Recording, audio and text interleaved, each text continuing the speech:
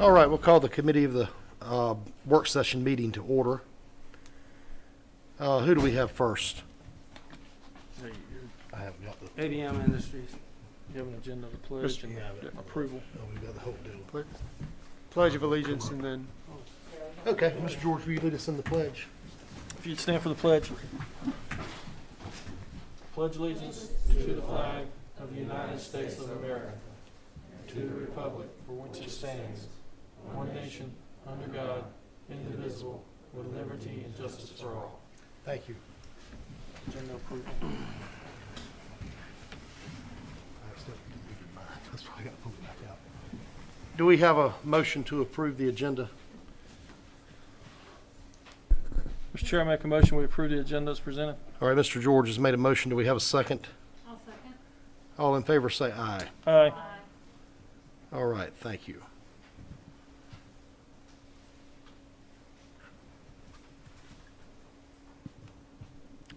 Yep, I have deleted mine. Now we're up to the information agenda. Okay. Mr. LaFawn.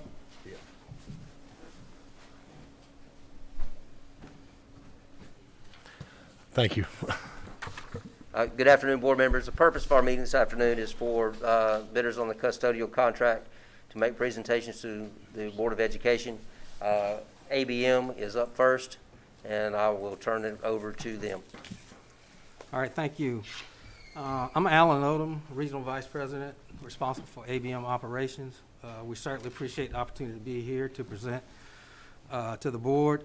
To my left, I have Orlando Tedderton, my Regional Director of Operations for the North Carolina area. And then also seated with us is our Site Manager, Scott Honeycutt, who will also be participating in the presentation. For most of our presentations, we start off with a moment of safety. So we want to do that today. And it's prevention of viruses, given the climate that we're in at this point. We want to practice social distancing and avoid gatherings of 10 or more. Avoid close contact with people who are sick.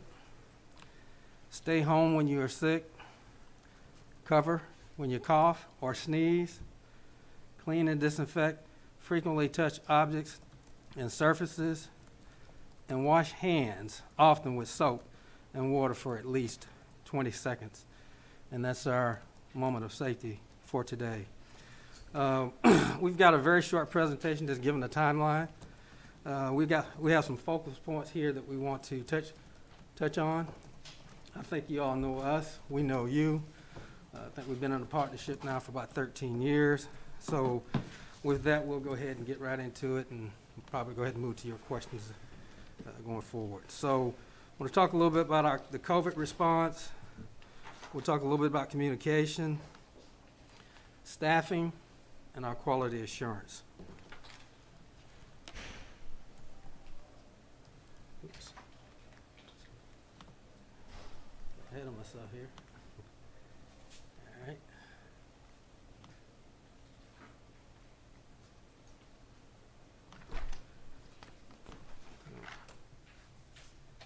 Our COVID response, we have a pretty robust advisory enhanced clean council. ABM invested a lot of money in that when the COVID-19 became a issue for all of us. We currently provide enhanced clean for numerous school districts, colleges and K through 12 throughout the country at this point. And, with you being a partner with us, although you didn't purchase an enhanced clean, we're providing, or we have the ability for you to have access to our advisory council so that we can provide any type of information update because, as you all know, we're going to have those cases, situations arise where I think you're going to need that resource. Get to the next slide.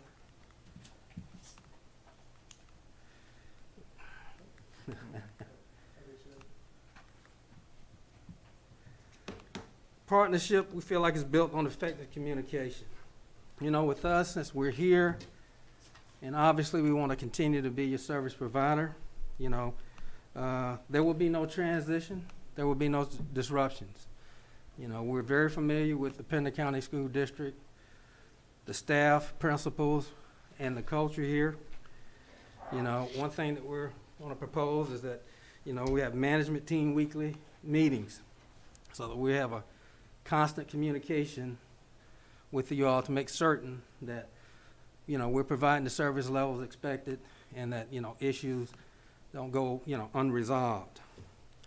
We're also going to look at, make sure we're, you know, weekly hours tracking so you guys can know where we're at from a staffing standpoint at all times. You know, when we have vacancies or people out, so that way, you know, we're being very transparent.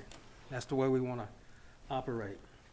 And then in that same breath, you know, communicate to y'all when we have personnel changes. You know, they're going to occur. You know, we're in an industry where turnover is high, and so we'll have those type of communications with you. Your staff, principals, they deserve to know who's in their building and, you know, who's servicing the district on behalf of ABM. Also, we'll have what we call a client business review. That's a formal gathering when we meet with all your stakeholders to go over, you know, the goods and even the bads from a quarterly basis.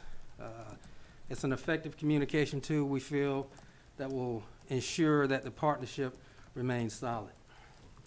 And then again, we've been your partner since 2007, and we understand the expectations here in the Pender County School District.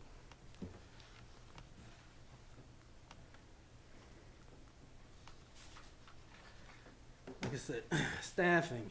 One of the things that we proposed in this RFP is to have a dedicated training manager. You know, we feel like that was a much needed add. We want to have consistency with our training. You know, when we start a new employee, that training manager will be responsible for, you know, the training from the administrative piece to all the operational aspects of the housekeeping setup, you know, whether they're cleaning restrooms, whether they're cleaning bathrooms, or any specialty training. We just feel like that would be a big enhancement to our operation here in the district. In addition to, and I think the RFP called for having a administrative assistant, which we think again will be a tremendous benefit. It alleviates or removes the management team from having to involve themselves in any of the administrative responsibilities, and it'll allow them to have much more time out in the buildings, you know, meeting with the customers and handling issues. And then we also have what we call an education-focused talent acquisition team. I think we've had to utilize that here, particularly during COVID. I believe a month or two ago, we were down about 19 employees. And I spoke to Scott today, we're currently...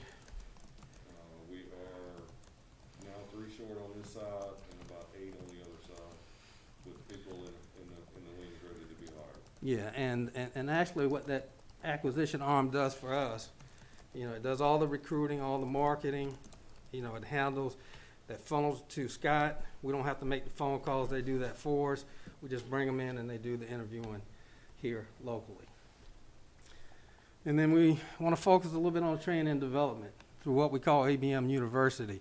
That's an online setup where we do a lot of our training, particularly from the management standpoint. It's a great tool, keeps us up to date on everything that's going on in the industry, either from SOPs, just new initiatives that, you know, that helps from the industry standpoint. And then, you know, we want to be in a position so that we can retain our personnel and then also allow for opportunities for growth, just based on that module.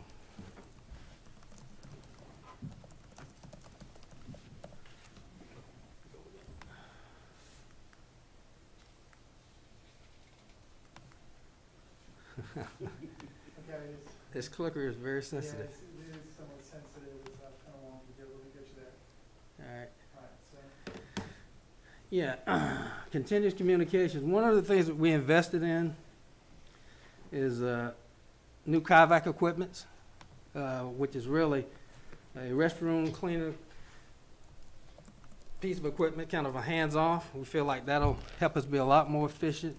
And again, given the current climate, you know, the less that the employees have to touch, the better. We think that's a definitely added benefit to our program here. In addition to that, we'll be performing what we call quality inspections through our site program. The managers, and the way we're structured here, we've got a manager on both sides of the county, and then having Scott over the top of that. They'll be, you know, performing inspections, a minimum of 5 each week. That way, we're trying to be, you know, proactive in our service delivery. And also, we perform what we call safety watch opportunities. We're always trying to be mindful of safety. And then our ABM hub, that's where all of our standard operating procedures are housed, from cleaning, you know, restrooms, specialty cleaning, and things of that nature. And then once a month, we'll put out what we call a principal audit. It's essentially a report card, you know, giving us a grade on how we're performing. It'll have about 7 different categories, ranging from common areas to classroom clean to management responsiveness. We think that's an important tool to, you know, in order for us to service the district properly. And then issue resolutions through Google Docs. You know, we can be contacted through that means if we have an issue, so that way we will have a quick response. And then the last slide, we feel like, you know, making a difference. You know, why stay with us? You know, continue to provide high quality service. There will be no transition or disruption in personnel. We're here. We know you. You know, we have our management team set. And particularly now in this climate with COVID, we feel like, you know, we're your best option because we're here and we know you guys. We have an existing relationship with the principals and your administrators. We think we know your expectation. We understand that we're going to have problems. You know, in this business, there are always issues. But the fact that we've been here, we know your staff and your administrators, we feel like we're in the best position to provide the service that the district's looking for.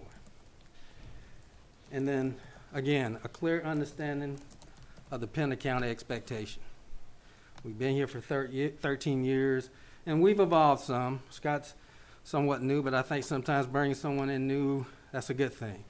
You know, got fresh eyes and the ability to refocus. We feel like that's a plus. Mm-hmm. And again, the way we're structured here, you know, it's 16 schools. We got one manager that's covering 6 schools, another one's covering 7, and then 3 that report directly to Scott. We think that gives us a great opportunity to be very responsive to the customers from a follow-up standpoint.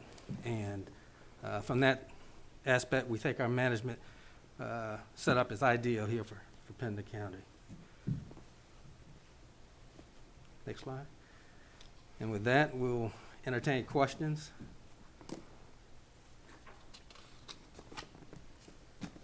So I've been here probably the longest with y'all. Hold on. So I think I've been here the longest with y'all since it was GCA, now ABM. Some of the issues that we've had persisted for several years. What makes you think those are fixed now? And what made you decide to do a split management system where you have, is that something that came with the new person? Or is that something that's done elsewhere that just got rolled here? What was the driving factor behind that change? I think it's a combination of all of that. And then also I think some of that is attributed to Scott being here. We just felt like, I think under the current setup, I think prior to Scott arriving, we had one manager that had 10 locations. 10 locations and one that had 6. It was 2 unbalanced. So I made the decision to, since I'm on this side of the district more, you know, I said I'll handle the Burger Elementary, Burger Middle, and Pender Lee schools. The other way, the other 2 managers can concentrate on their 3 schools, and those 3 schools report directly to me, and don't have to report to them. obviously I will use those two other managers as backup. But I made that decision, it was just, we were wearing out the manager on this side of the county. So, and I also noticed in the big presentation that you have uniforms. Is that something that all staff wear, day and night staff, or? Yeah, ABM staff should be have on, the day porters will have polo shirts. The night cleaners will have the t-shirts, and the cleaners will have the t-shirts with ABM on the back. Obviously, so that they're more distinguishable when they're walking down the hallway than it's like a student who's walking down the hallway at night or during the day. And then, sorry. That was one of the things that Orlando and I had talked about, making our day porters stand out and be a little more distinguished, because they are the ones who are there during the day on the front lines. So is that something new you brought here also That's something I come up with, yes, sir. with the uniforms? Yes, sir. I remember one of our unfortunate water heater event at Topsail High School, y'all didn't get to play a part in. One of the ones they found inside the school without ID and without any kind of identification, our uniform was a ABM contractor. And that was kind of scary for him and, Right. you know, the people that didn't know who he was that day. So I'm glad to see that we've got at least uniforms, and that says IDs in here too, so I'm assuming each person has their own personal ID card now? No, No. not yet. We're working on that. I think Darren has talked about getting, at some point, the scanner cards for the but something we're gonna work on too, is getting them an ID badge, so they're distinguished as an ABM employee. Can you explain the new restroom cleaning equipment? How does that work, hands-free? What is, Oh, Our excuse me, our Convac system is basically a touch-free way of cleaning the restroom. We felt like the investment was well worth it because it brings another level of safety to all those that come in contact with that restroom, not just the cleaners but the students as well. What happens is we actually use the machine to use a disinfectant chemical to spray down the entire restroom. And instead of us having to wipe everything down, it uses a suction to pick up all the excess residue water. So in that sense, there's no touching involved other than the drying process, which is done after the disinfectant is done. so if you have solid that's stuck, what does it do to I'm confused. solid? Yeah, I It mean, has if you the- have something, you scrub it? If you can't touch it, I mean, I'm not understanding how you completely clean something without touching it. There are portions of the restroom where you have to touch, but for the most part, the areas that we aren't able to touch, maybe your higher portions of the restroom, like the walls, Okay. the floors, Okay. it provides the disinfection for that. So it's not 100% restroom? No, sir. No, Okay. sir. All right, No, thank sir. you. That's all I have. Questions? I think. Oh, sorry. I'm not telling the truth. I do have some more. So I was looking at your salary package, your starting pays for your employees. Is that where most of them are at now, or they move up from there? So there is opportunity for advancement or pay raises? yes, there is. And then two of the things that I've highlighted right now is I already have 2 people in place that, for a training manager and for an admin that has been with the company for a while. And that's one of the advancements that I want to promote from within, keep it in the family, and then bring in people from the outside for them to train. So in the past, there's been a lot of turnover, and there's been a lot of moving. One school will get used to, Right. you know, one custodian, and they felt like, you know, they had a good custodian, and because the word got out that they had a good custodian, that custodian got moved somewhere else. Is there more? And that, you know, that hurts ownership too. I mean, an Right. employee needs ownership.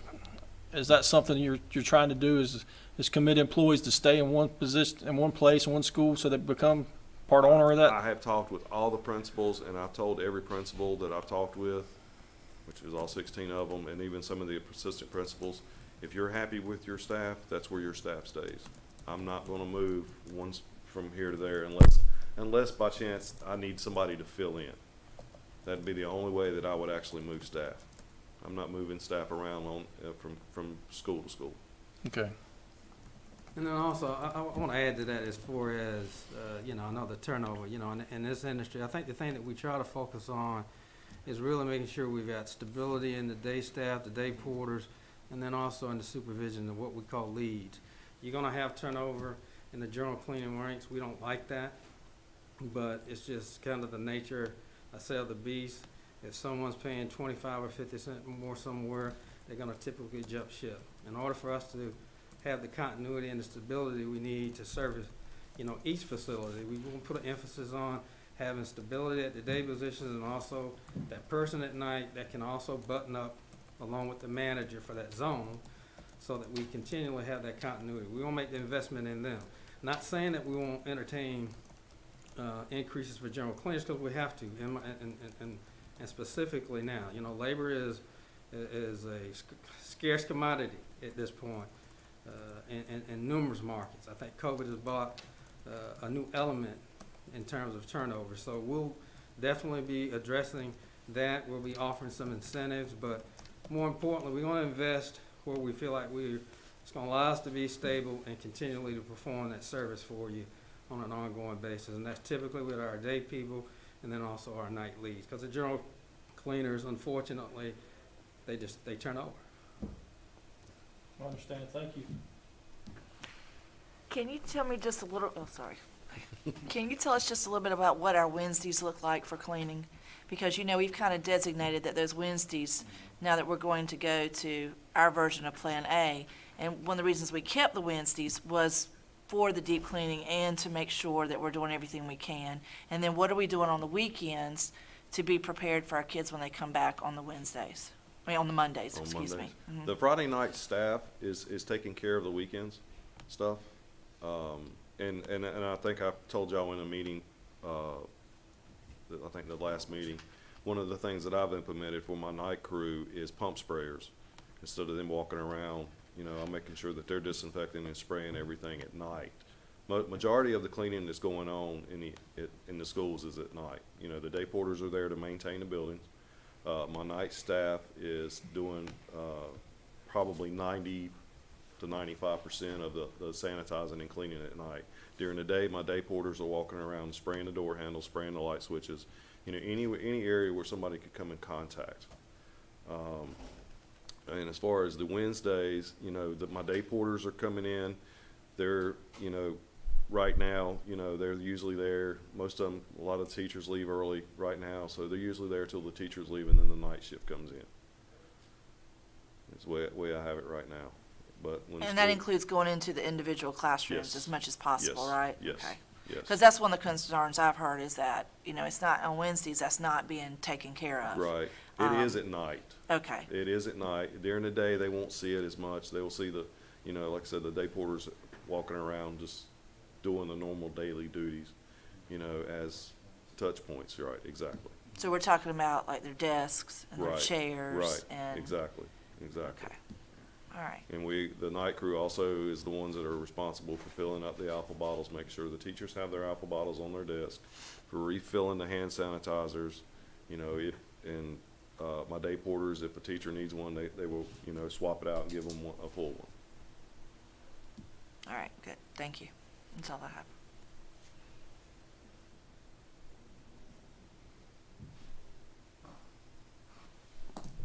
More?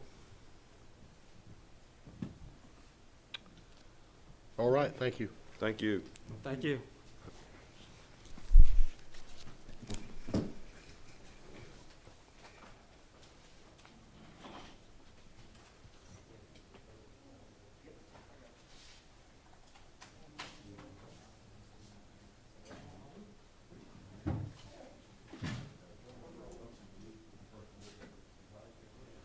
Who's next? We know.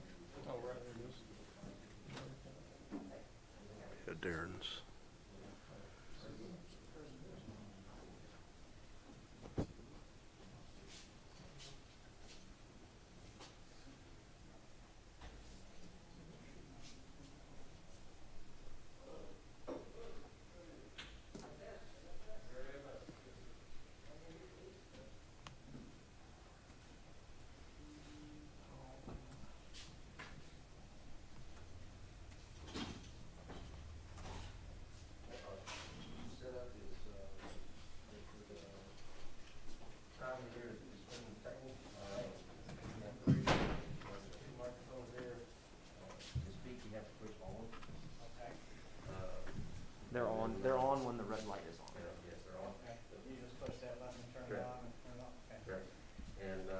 Clicker's ready. Clicker here, and Load it up. Dr. Boomerang has your Down button. presentation loaded. Put it down. And if you guys will just have a seat, we will let you get started.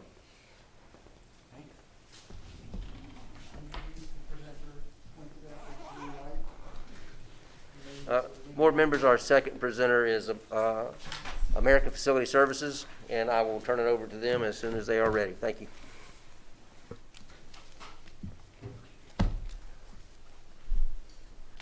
This will be the first time I've been asked to present. So this is the advanced button, right? We also have some handouts of the same presentation if you'd like for to make notes on it as we go.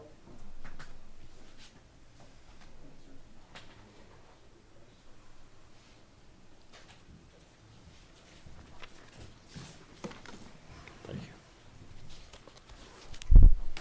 Thank you. What's that for? This is the, to advance the slides. Just make sure I know. Oh, this one here for the, The arrow down to the bottom of the circle, and that down. right, bottom of the circle's down, and then this is forward. Right here. Down, right. Something like a loop. Right. That shows the working time, and then you zoom into it a little bit. Okay, so this is up and down, right? Correct. Okay. Okay. There you go. There you go. All right. Well,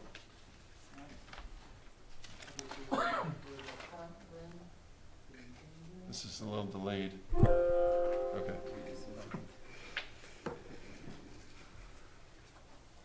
You want to start? Yeah, I will. Okay. We ready?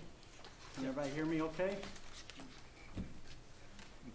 I don't, I guess that's turn. Turn towards you. The mask is a little difficult. Yes, it is. I'll start out.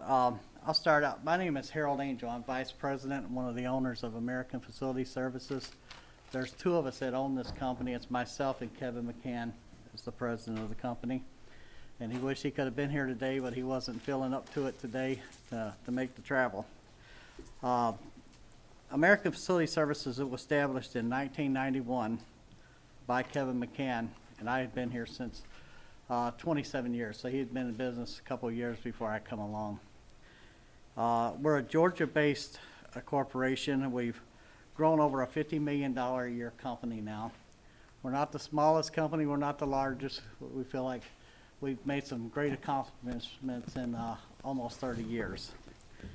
We're a financially sound company. We have like a $5 million credit line, and we're out of our credit line. Sometimes we get into it when we start major jobs and stuff, but we try our best to stay out of that. So we're very financially sound. We are family owned and family operated, so we take pride, and we make that part of our employees is our products. So we do a lot of things to keep our employee turnover retention down. We conduct business right now. We're currently in 10 different states. We're in Georgia, Florida, Alabama, Tennessee, Texas, North Carolina, South Carolina, West Virginia, and Minnesota. We have over 500 contracts now. Some of our current clients include City of Atlanta, City of Dallas, Forsyth County, North Carolina, Kennesaw State University, Midland International Airport, United States Post Office, and Synovus Bank. You get it to click? Some of our current that's comparable experiences we have. Kennesaw State University, we've been there since 1999. We're very proud of that contract. We just got renewed. It went out to bid and we got it again for another 5 years. That's one of, we have a couple that's like that are longest standing contracts, almost as long as we've been in business. Midland Technical College, we do 1 million square feet there. And I know that's not K through 12 such as you folks, but Georgia State University, and here's another one that we're very proud of, Atlanta Public Schools. We clean over 3 million square feet. We've been there since 1998. It's just unheard of to keep contracts that long With the way that they go out in the bid, you had to rebid them, but we've been very successful at staying there. Fulton County Schools, we have over 30 schools, approximately 30 schools there, and we do 4.2 million square feet. Douglas County Schools, K through 12, we have 33 schools there. Hampton Schools, that's in Hampton, Virginia. We have 26 schools there, and Whitfield County Schools. And we do have some more school systems that's not listed on there. Mark, if you would, you could talk about the... Yeah, my name is Mark Thompson, and I'm an account executive with American Facility Services. I will be the contract manager. I do live in North Carolina, so I'm sort of a regional manager here. This is sort of a flow chart of the key people within our company. Within the Pender County contract, we would have 2 full-time project managers, 2 full-time quality control supervisors who would be doing nothing but doing quality control inspections, 17 day quarters, and 330 man hours per evening. Oh, Oh, I'm sorry. I can hear you. Was there any questions on? Okay. Services implementation. The main thing here is once we're awarded the contract, we'll come down here and we're going to interview the current staff. I mean, some of these contracts we turn over that we get, they tell us they don't want any of our employees. You know, they don't want us to keep anybody.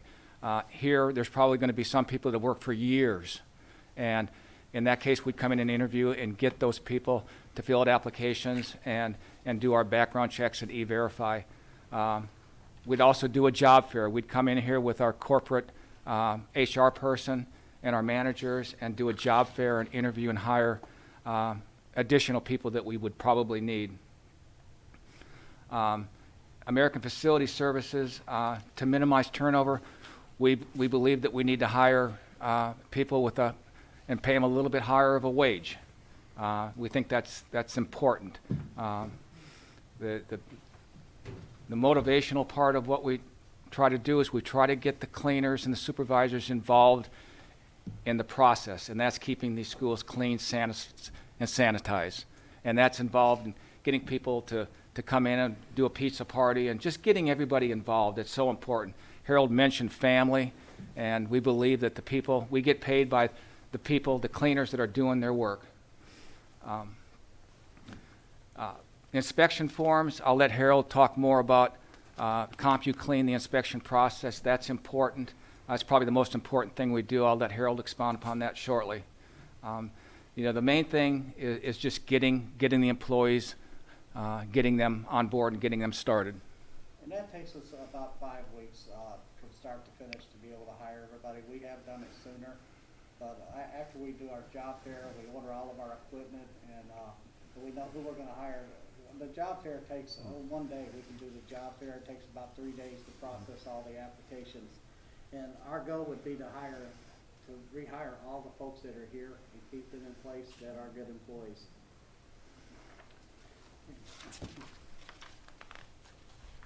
So my name is Rob Walter. I've been in the industry for 29 years. I've been working with AFS for about 15 years. So what I'm really responsible for is the operations side of things is training our employees and making sure that we have a framework once we hire people, that we teach them to be safe and be effective in their jobs. And so some of these things on this slide, we're talking about safety first, but a lot of the things we're talking about today, anything from obviously disinfection practices, bloodborne pathogen training, a lot of the things that help keep our employees safe. But these are just some of the different things that we do with relation to school systems, whether it's basic disinfection in schools, things like that, and infection control. But these things are important for employees to feel ownership of their jobs, and we do a pretty good job of having a framework to train them. So that's so key, because I think that a lot of the problems in our industry are caused by lack of training, honestly. And I think if we can provide that and have people feel ownership, I think we can make a change with that. So these are just some of the different things that topics that we have. And, you know, in the challenging environment we have now with COVID-19 and disinfection, and there's a lot of different things that people are asking cleaners to do that they didn't ask them to do before. So it's an evolving sort of situation. So I think we have some of the skills that we can adapt to that and be flexible, you know, to get some of these things done where people are concerned. I mean, my children are in the University of Georgia, and there's a lot of, there's 60,000 students there, and I'm always concerned every day that they could get sick. But the University of Georgia does a great job of communicating things, and as well as procedural things that make me feel safe as a parent. Even though my kids are 19 and 21, they're not in grade school anymore, right? But I think that that's important for the parents. I think parents are more involved, you know, staff is more involved, and it's a challenging time for us. So we're flexible. We can figure things out along the way as we go. But it's an evolving situation. So those are just some things. The next slide just shows an example. This is just a task card for one of our training programs that we use. This one happens to be on restroom sanitation, but a lot of what we do is symbol-based, image-based, and number-based. So if people are challenged to be able to read very well, a lot of things are color-coded and numbered, and a lot of the symbols are there. And especially if there's language barriers, we have English and Spanish training. These are just, that's an example of one of the training cards we use. And this is, the next slide is an example of a wall chart that we use for our dispensing systems with the tools that go with it for the procedures. But one thing I would point out is the training we're using is verified, followed up. People are put through the training. There's record keeping. We have formalized training with videos as well as workbooks that people can use to understand the products they're using in their job. Because if you ask a cleaner, for example, I go in a room, or any person, and you ask them, you know, how long does this need to stay wet in the table to disinfect? Inevitably, in our industry, you'll get 50 different answers. But the people that are trained the right way, they know, because a disinfectant, if you use it and you don't let it dwell the right time, it doesn't do any good. So the germs are still there. So in essence, we're training the people to understand that we have disinfectants that can kill COVID in 30 seconds. So we need to train people on the right procedures so they get the right results, so we can prevent infections from happening and cross-contamination between individuals. So this is an example of the training. And then the next slide shows us an example of some of the tools that we use, just dispensing systems that limit the contact of the employees with the chemicals and also dispenses it at the right dilutions. So they're not over diluting, they're not mixing it. It's a much safer way to work with the products that are here. And this happens to be Bedco products, but it's used in conjunction with the training and all the other things that we provide the employees. So that's obviously it's safety first for that. But that's all I had about training, and then you're going to cover quality Yeah, control. we'll talk about quality control. Okay. A few years ago, we run into where we're struggling to find the right quality control program. You know, we're in the state of technology, and there's just was really nothing out there that seemed to work real well for us. And you know, getting away from the paper where you check it off. Yes, I checked it. It was clean last night. Spartan Chemicals come up, and we partnered with them and invested, and we're part of their program of CompuClean. And what this CompuClean inspection does, it's a state-of-the-art cloud-based program to where we put our tablet in our manager's hands, just other than laptops. They can do it on laptops, or they can even do it on their phone, but we buy tablets for them. And they could do real live inspections with this program, and we've been using it now for a couple of years, and it's really been successful for us. They can go into any school. It's already downloaded for that manager of what his schools are, his responsibilities, and he could go in and walk to the school, and he could pick classrooms, restrooms, or cafeteria, gym, whatever he's walking. And as he does his inspection, at the end, it gives him a score on the right then before he even leaves that school. He has his final score. And he can email that score lifetime right now to the principal of the school or to whoever our contact is, instead of waiting until he gets back to the office and maybe get around to it. Another thing with this cloud-based with CompuClean is they could do pictures. They could take pictures of any room. They could take pictures of a carpet. They could put down when they're going to follow up. And as they go, like if they start a school, say the school's at 80%, it gives them a draft of how far that school comes up, or if the school starts going down, that you can see the draft on every time that they do an inspection. So we feel that that has helped us to not just jump in and be firefighters to clean the school and then get complaints next week because the things have gone back down and gotten back out of control, but to stay ahead of the dirt, stay ahead of the issues, and making sure that we're doing our job to the best of our ability on doing these inspections on a weekly basis, and focus on being proactive instead of reactive. Our managers and contract managers will implement and oversee our QC program.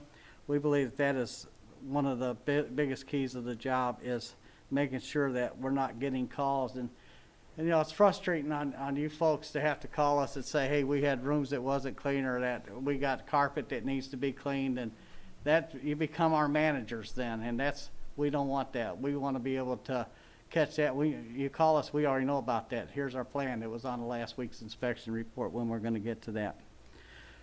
So it'd be customized to, the program is customized for Pender schools. For whatever schools, it is customized for that, and it has a list of every school and broken down for that manager already on his tablet. When he goes there, he just opens it up and scrolls through, picks that school, is ready for inspection right then.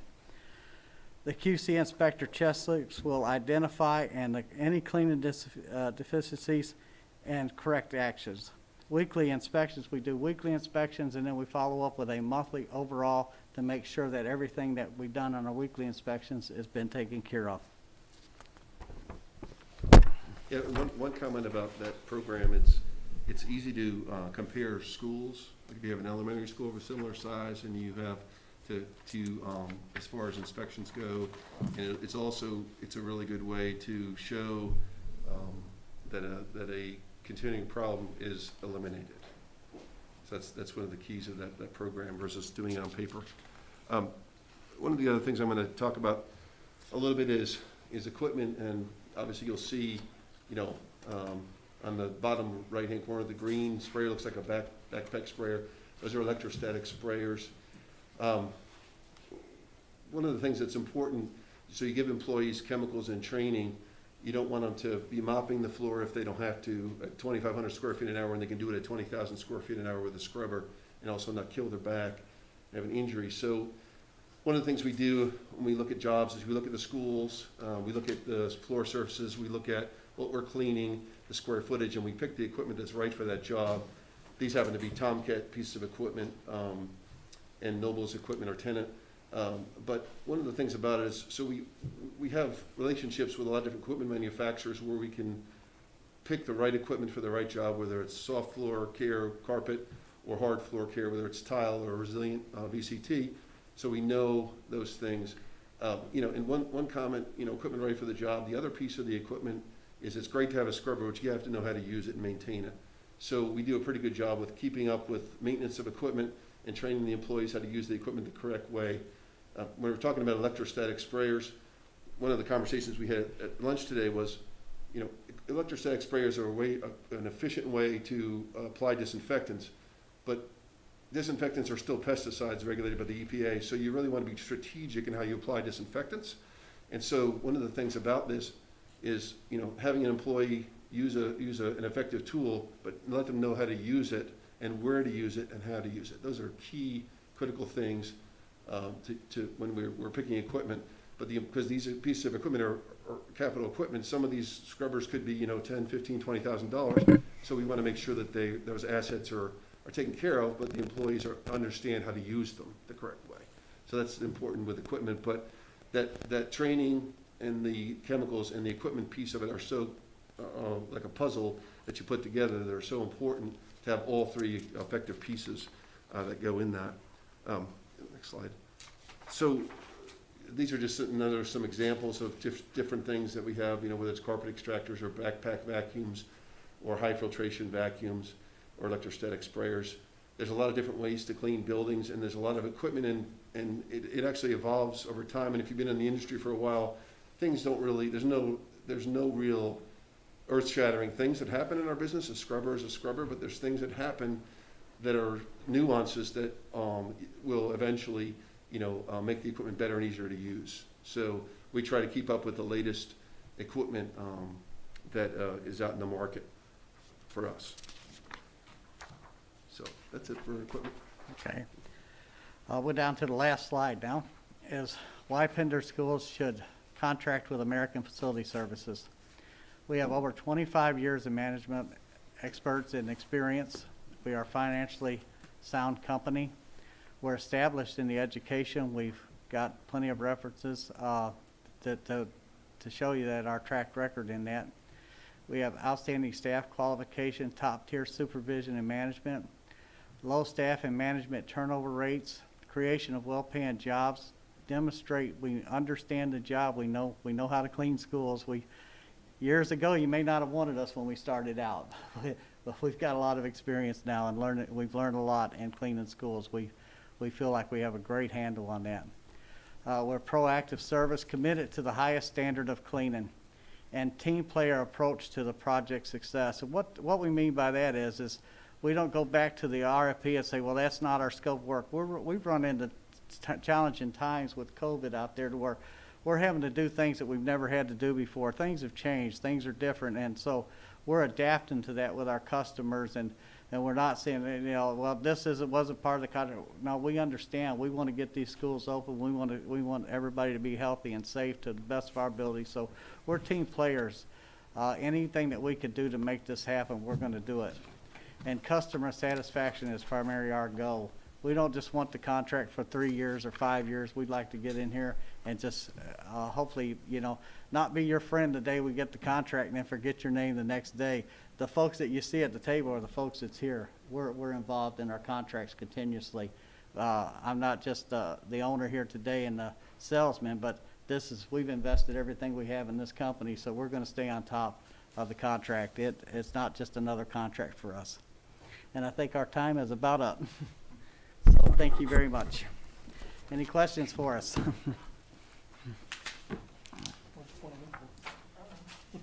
I don't know if you was the last first or I was the last one. Okay, so can you just kind of walk us through, let me back up for a second. So on Wednesdays, we designate that day for no students in our schools and for our teachers to have time to plan and do some of those things they need to do to get ready, because in days of COVID right now, everything's different instructionally. But also the other reason we have Wednesdays like there are is to help with the deep cleaning and anything that we might need to get done that we couldn't do when students are there.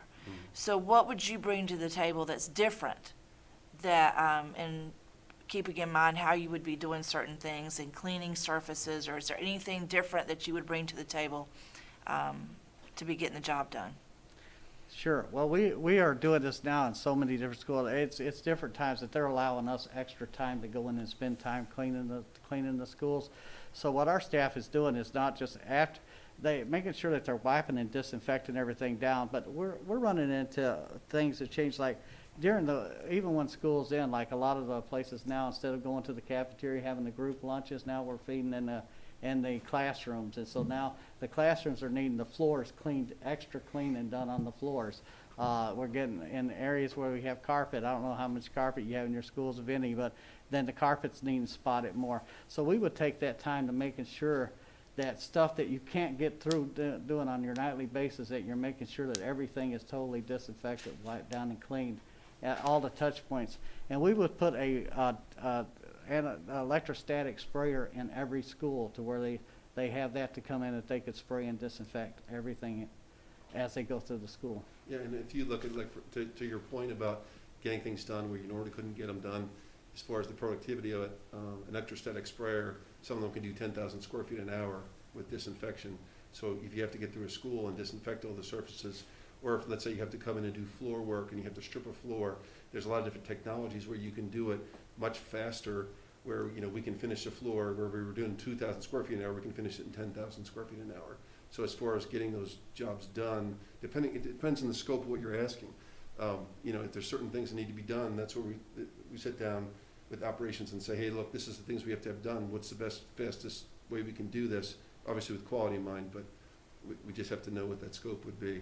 I mean, what type of things on Wednesdays happen now that the current contractor has to do? Like, give me one example. Well, like the contact surfaces, like the desk and the chairs, and making sure all the knobs are cleaned, things that the teachers would touch, any things like that, you know, that's, we were talking about that a while ago, is that that's one of the complaints we hear, is that those types of things aren't necessarily being done thoroughly on Wednesdays. Right. And we have in Hampton City Schools, we have a checklist on each classroom that shows exactly what's done in each classroom, and that's checked off. And also, a manager goes by it every night to make sure that that's done. But also, in Hampton, we spray every school every single night. Yeah. And we don't want to just get into, I want to talk a minute about the spraying, because we want to make sure that we are wiping down, and because we don't want to just going in and spraying and there was still food left on the desk and stuff like that. It's not gonna So we're going to wipe down, we're going to disinfect and wipe down every desk every night. And that's just something that in our new world, we have to do that. And we have a supervisor. Every school will have a supervisor on that school to check off the checklist every night and make sure that it's done. Yeah, and if you look at the technologies, they're always evolving. You know, there's disinfectants now that actually have EPA label claims for COVID. They can go through an electrostatic spray with a 30-second kill claim. They don't have to be rinsed. So, like, I'm working on one now with Hall County schools where the challenge that they have is the teachers, they're eating the classrooms, so they want something the teachers can spray on the desks that kill COVID without having to be rinsed with potable water. So there's products that are evolving now that are safe for the kids to spray the desk and then spray it, 30 seconds, wipe it off. You don't need to rinse it. So there's certain technologies that you can, but it depends on what it is. You don't want to use certain products. And like if you have a 10-minute disinfecting, that's not going to work for wiping doorknobs like you're talking about. If there's something quicker than that, probably less than a minute to stay moist, or 2 minutes. So it depends on the task you're going after. 10 minutes is fine if you're mopping a floor for disinfectant, but not if you're going to be doing quick kill on surfaces. And you'd also have to make sure you're providing products that are good for our buses too. True. Because, you know, on Wednesdays, make Your sure I buses? understand this right, the buses have to be deep cleaned, and so the drivers are going out there Wednesday mornings and they're doing that, or Wednesdays at some point, Right. and getting that done. So you would also have to make sure that the products you're providing are also for buses and for the bus drivers to know that when they're cleaning with those products, that it's gonna get the job done also. Right. So, Right. okay, thank you. That was my question, or two, or three. I think it was Mr. Thompson. You said that you lived here in North Carolina. Yes, ma'am. About how far away from Pender County do you live? I live in north of Boone, in a city called West Jefferson. I'm from Morganton Ridge. Okay. Okay, thank you. You're welcome. So I've got a couple questions. Did I hear you say that the company was employee-owned?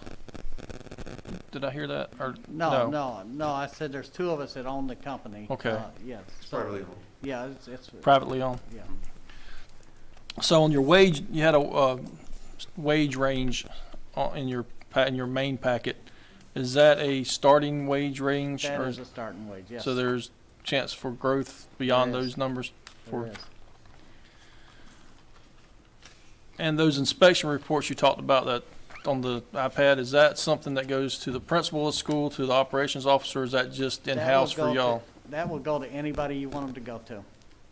If, some of our school systems, they want the principal to get a copy of that, of every time they do an inspection, as well as our facility contact of whoever we have that's overseeing this contract, they would get that, as long as, and if you folks want them to go to the principal, you go to the principal. Okay. We'll send them to as many as, all it is just, have them on the email list of who they go to, and you can email them right there when you get done with your inspection. That's all I had, Chair. Thank you. All right. Okay. More questions? All right. Thank you. All right, thank you.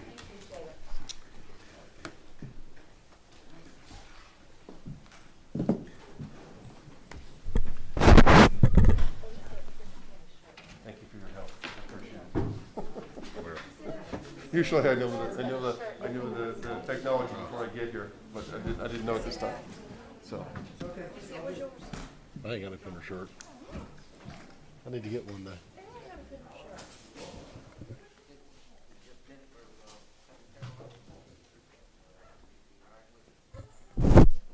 Thank you.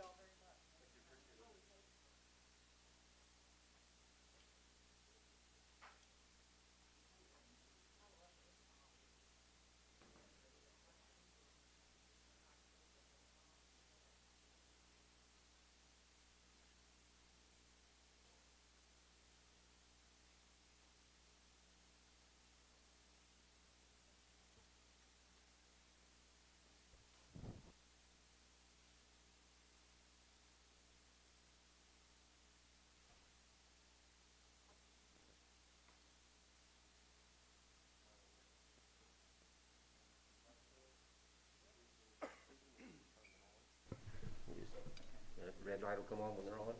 I have 2 mics. Two sit here.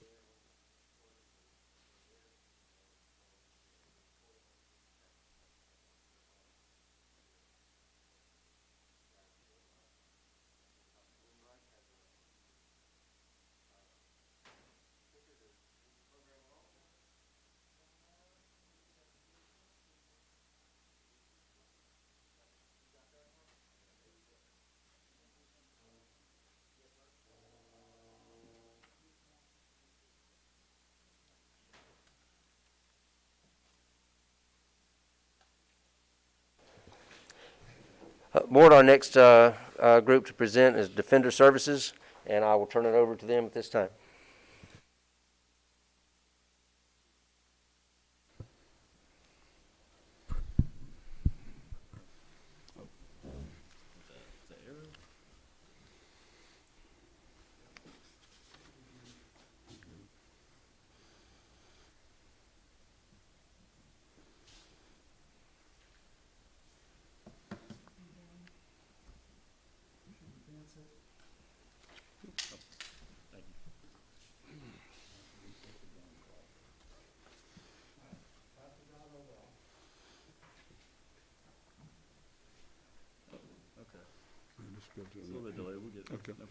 First of all, I'd like to thank everyone for giving us the opportunity to be here. My name's Nicky McCarter. I'm the president and CEO of Defender Services. This is Cole McCarter, Vice President of Business Development. Georgiana Bentley is Vice President of our staffing and all recruitment. And Justin Cole is our Vice President of Operations for this area. Sitting at the table is about 110 years with this company, just in this group, and I think Justin will get into things as we move forward. Our history of our company, we were founded in 1958. We're in nation leader as private health. We're one of the top private health companies in the country. We deal with a lot of Fortune 500 companies, as y'all can read. I won't go through all of that. We operate in 12 states, 4,200 employees, and over $93 million in sales annually. Stability-wise, again, we've been in business 62 years, and have been, performance, we're going, one more performance. Yeah, one more.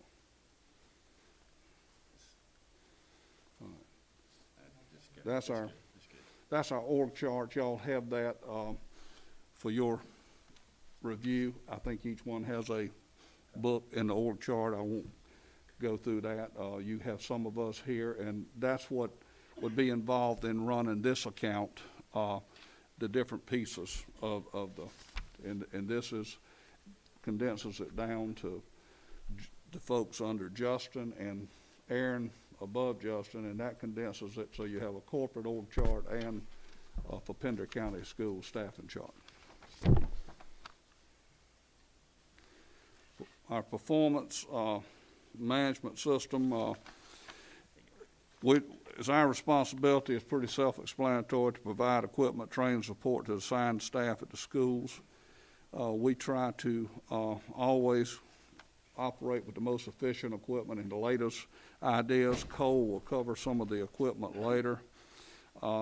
Management accountability and responsibility to support all our hourly associates and our site management and our individual accountability to each one of y'all, but the schools, the principals, each teacher that we come in contact with, we have to be accountable.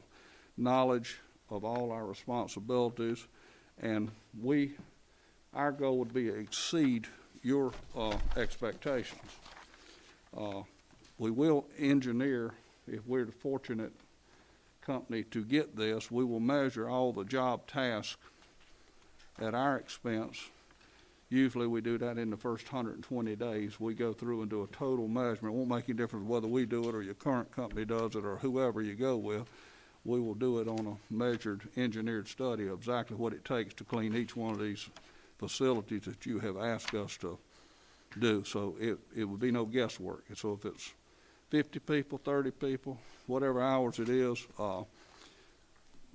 we would hand that over to you if we're the lucky one. So eventually, whoever, when you put it out for bid, you would know exactly what it takes based on a measurement study.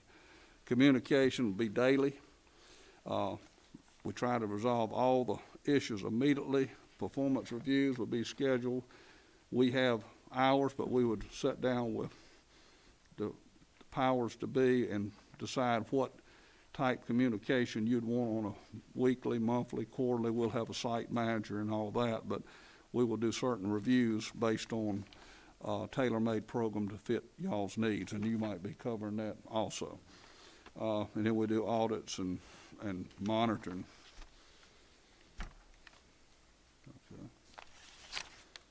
I think we're on diversity now. Engineering, Justin's gonna cover that.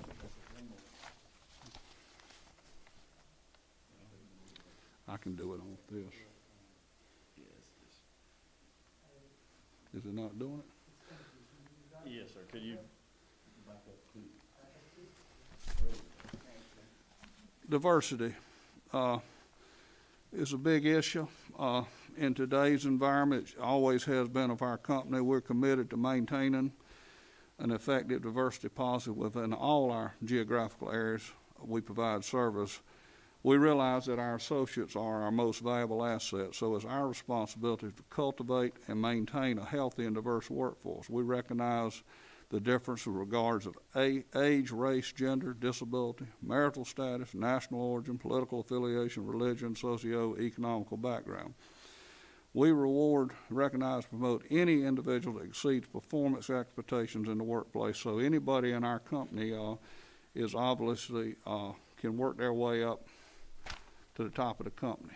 I started with this company 40 years ago, and I started as a lead person in a mill. So it is possible to work your way up with our company if you're willing to put the work in.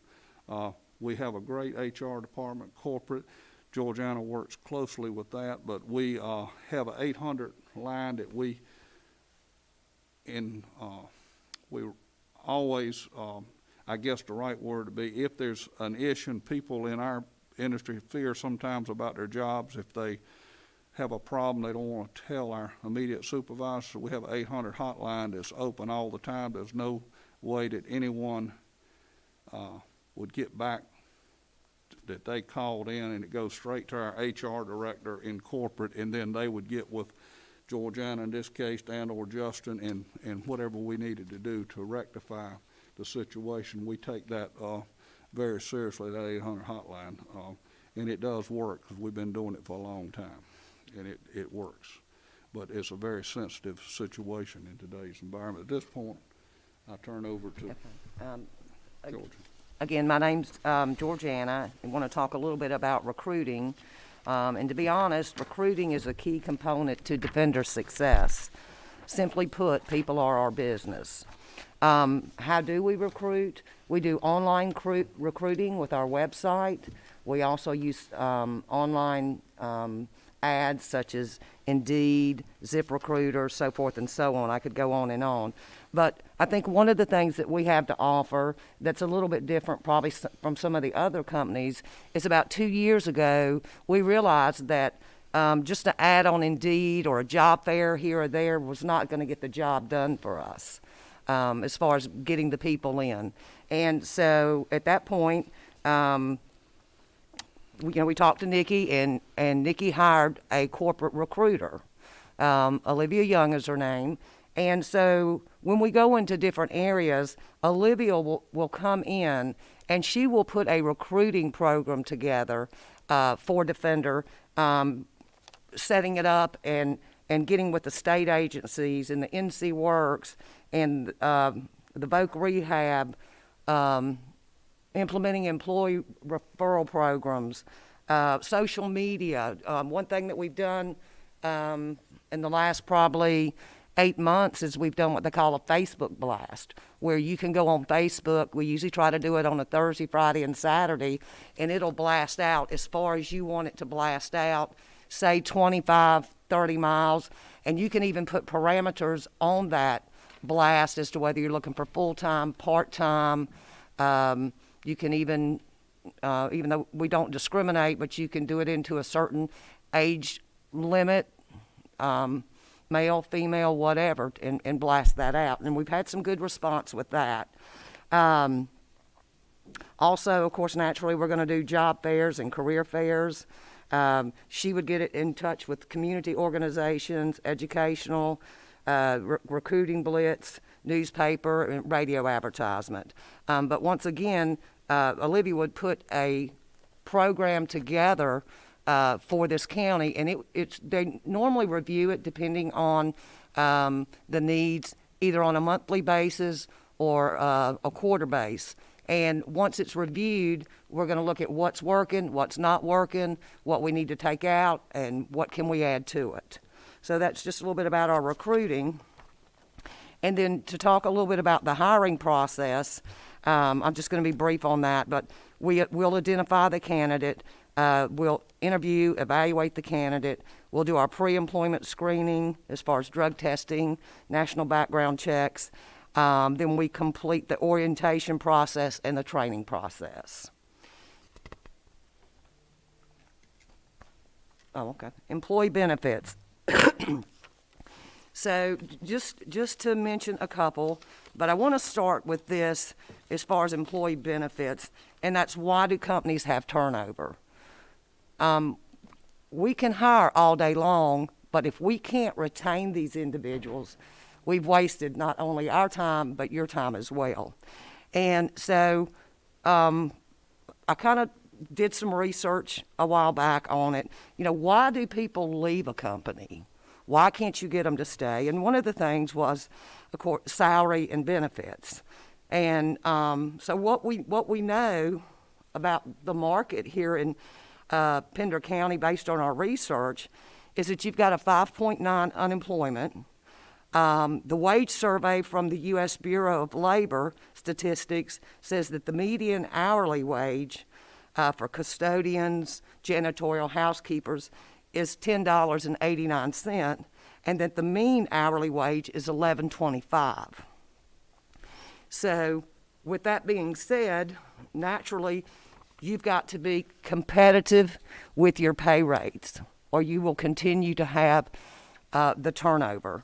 Some of the benefits that we offer, we have a major medical insurance. We offer also a wellness plan. We have dental and vision. The good thing about that is the dental and vision can be selected without taking the major medical or the wellness plan. We have optional life insurance. We have policies that additional policies they can take out from Colonial Life that could cancer, accidental, things such as that. So that covers number one, and I'm going to talk about 5 different reasons, but real quick. One thing that I want to say, and it kind of goes in with the recruiting, and it goes in with the benefits and, the retention of individuals. If you went on Indeed right now and you pulled up category custodian, janitorial, and porters, you would find within a 20-mile radius of Pender County there is 174 job openings just in a 25-mile radius. Now, those pay ranges range from $8.50 to $15.46. And not only are you competing with those categories, but you're competing also with what they call unskilled labor. So in the research, it basically, the majority of the jobs seem to be in the $10 to $12 range. And so an average, which goes back to the average of the Bureau survey, which was $10.89 and $11.25, you're looking at somewhere around $11 an hour. So again, if we're not competitive and we continue to have turnover, we can't retain, that's going to affect not only your quality, but it's also going to affect the performance. The more you turn over, the more you're rate is, the higher it is, the more you're going to have an issue with that. Let's see. So, and I'll just go quickly. Number 2 reason why companies lose people is the job wasn't the right fit from the beginning, lack of recognition, lack of training, and 5, employee wants a leader, not a boss. I'm done. We can go over to the equipment side now. I can go ahead and start while he's getting it there. Just wanted to touch real quick, and again, my name is Cole, and wanted to touch on the equipment. With Defender, we partner with Windsor Karcher. We believe Windsor Karcher is one of the top leaders in the industry of manufacturing and making custodial equipment, everything from a vacuum to a scrubber to anything such as a mister and sprayer to now into today's society, you name it. Windsor Karcher makes it. We like to partner with them because they have high quality, high efficient equipment, and we believe that when we use that equipment, it allows us, we spend a little bit more money on that equipment, but it allows us to focus more of our time on paying close attention to detail. And a lot of times, things go haywire, things go wrong on a contract because you're not paying close attention to detail to exactly what you're doing, to what your crew's doing. So we spend the money on a higher quality equipment that can perform and not necessarily waste time on labor hours. So the higher equipment can do more of the job, can kind of cover more ground, more area, those type of things, and then we can focus a little bit more on the person and then attention to detail to the other things.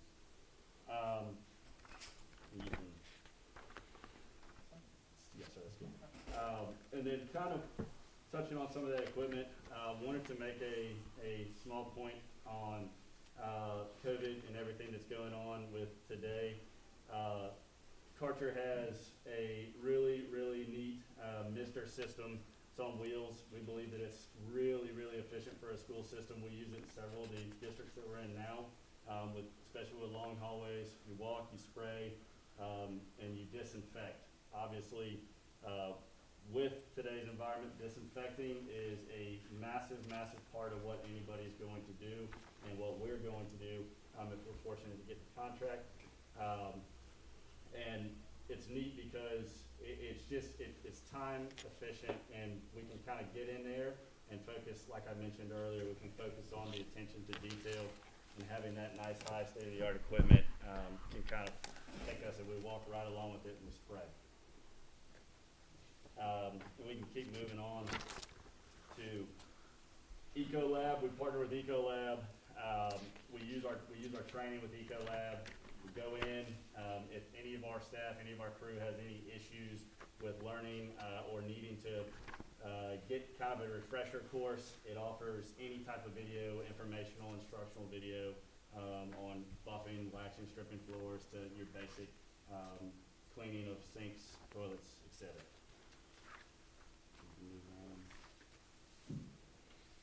And then we'll go towards the,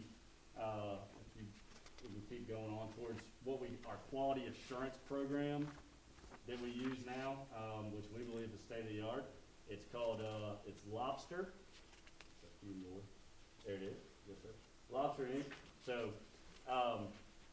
this is state of the art for us. We like it because we can use it on our cell phone. We can use it on a laptop or a tablet. Your principals can go in and we create work orders and work tasks from there, and your principals can go in, and the responsiveness is kind of the key thing that we like there. Obviously, we want, in a school environment, the principals to be focused on the education and the students and the staff, and let us focus on the cleaning and making sure that all the other stuff is done. So if there is an issue, you don't really have to spend much time, your principals don't have to spend much time, they can submit an issue, a work order, whatever, and it comes to our phone just like an email, just like a text would, and it monitors our amount of time to how long we can respond to it and what it takes for us to respond to it.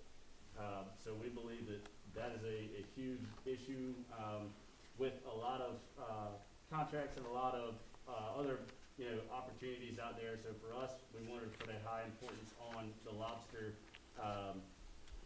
quality assurance program. So we take good pride in that. If you can also go in and kind of set your task, set your work orders. You can grade your work orders, grade your task, and you can submit them, send them via email to whoever it may be. If your principals are requesting them, we can go in as soon as we're done and submit an email and send it right on over. Or if somebody back in the corporate office was requesting, we can do the same that way. And then the last part about that is just kind of the grading of the quality assurance at Defender. We definitely place a high emphasis as well on making sure all of our staff, all of our managers are trained and doing the right things they're supposed to do. So every kind of day that we're in the job, that we're doing job tasks, is almost like another quiz and test on its own. We're constantly grading and constantly checking in and reporting on scores and how well we're doing. All right, if you could, please, fast forward to the coronavirus fact sheet. And these next couple slides right here, we're not going to get into. Everybody's familiar with the COVID-19, and this is just a basic overview of our position on that. The next slide talks about prevention and response, and the infection prevention program on the next slide for our education, for the next two slides there. We provided this information to you. A lot of information to go over in a short period of time.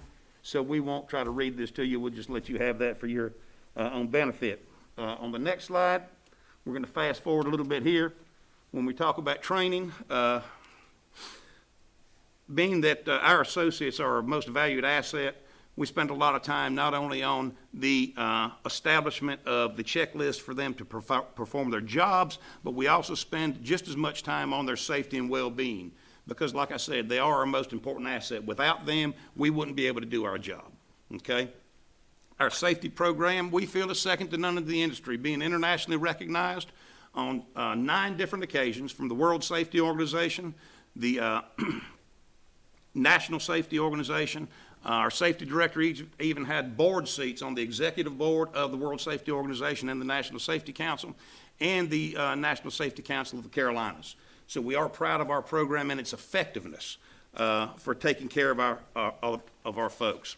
Again, on the next slide on the training, our programs allow us to establish, in a nutshell, establish expectations and afford our managers through the Lobster Inc. and our various other quality control programs to manage those expectations for the success of not only Defender, but for each and every associate we have, because nobody likes to lose.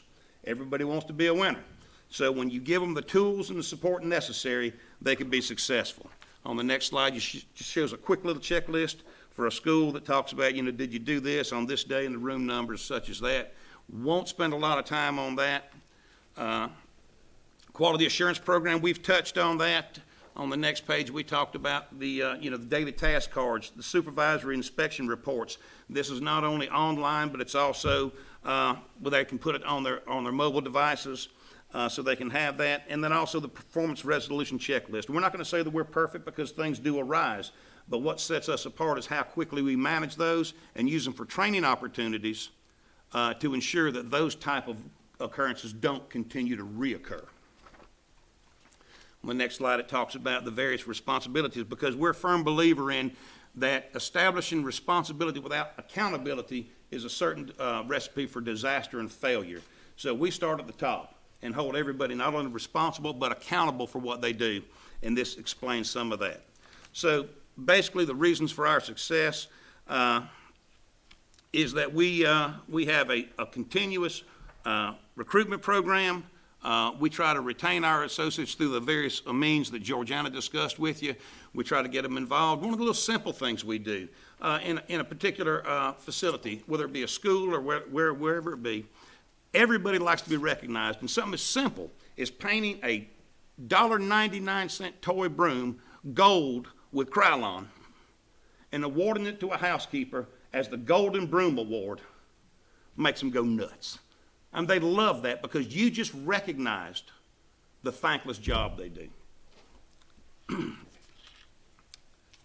employee attendance. Like I said, when they feel like they're a part of something bigger, they want to be a part of it, they want to continue to be a part of it. Management support. I think we speak volumes with that when we have every level of management involved in this company with you today, from our CEO to the operational folks who will be directly responsible for Pender County Schools. You can flip over. Like I said, we're not going to continue to read this for you. But why Defender? I think we'll just flip over one more time. We're going to highlight that. Our experienced management team, as Mr. McCarter stated earlier, you've got over 120 years sitting at the table right here. Not experienced in the industry, but with just Defender alone. And then you bring in the other components of our management team that would be directly involved in here. It puts you over 200 years of management for Pender County Schools. And that's unheard of in the industry when you have that kind of retention at the management level. Safety and health, we covered that, because without employees, we can't do our job. Training, we cover that with our award-winning program, A New Age of Safety.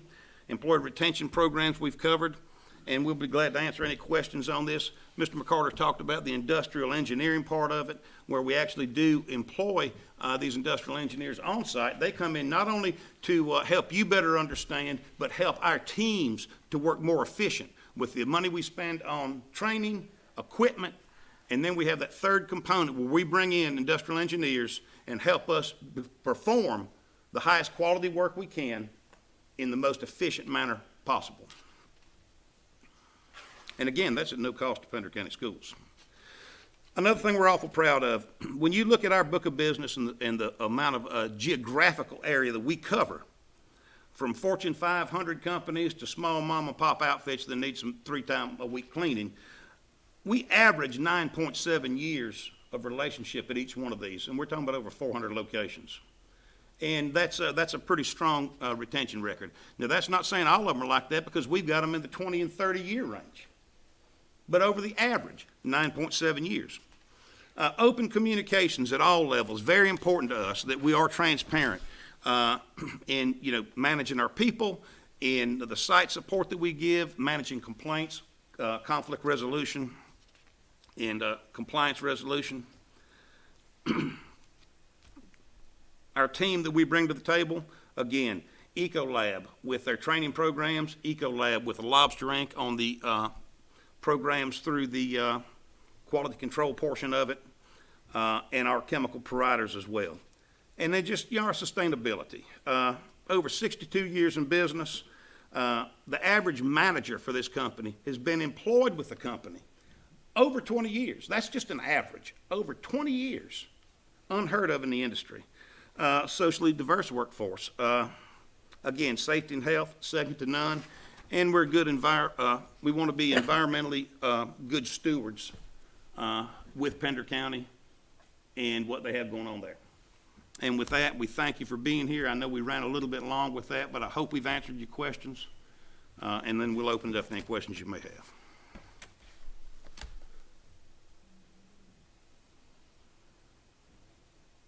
So I just want to say thank you for, got it that time. I remember before it's too late.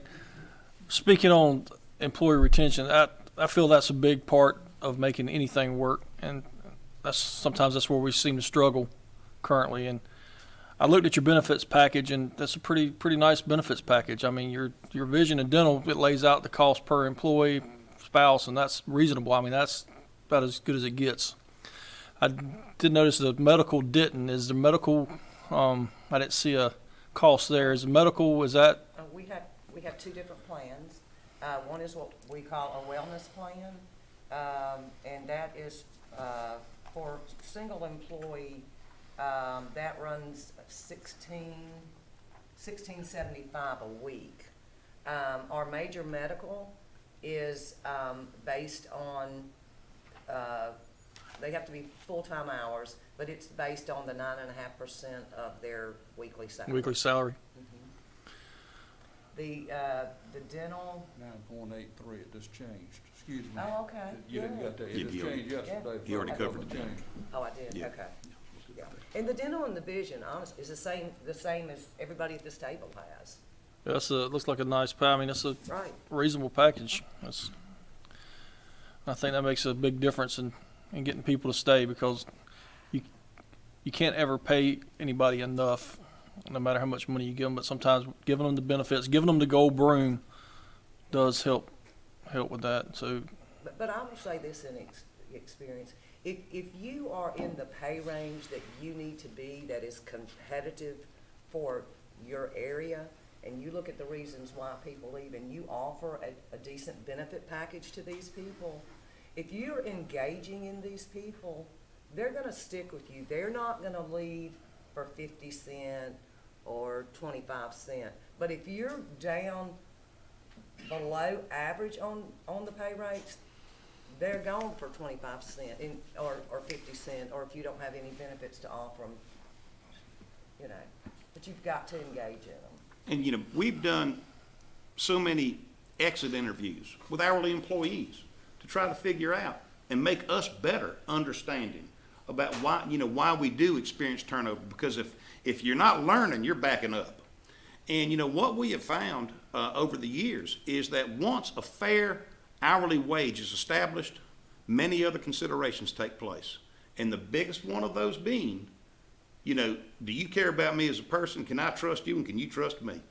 You know, tell me what you can do for me now. We've established the wage. Am I part of your team? And it works. As simplistic as that sounds. Now, yes, the benefits play a role. The golden broom plays a role. The interaction, because nobody's going to tell anybody at this table how best to do their job when we're not in the schools every day. But we actually go to them and say, look, what can we do to help you? Is it the equipment? Is it the process? You tell us what we can do.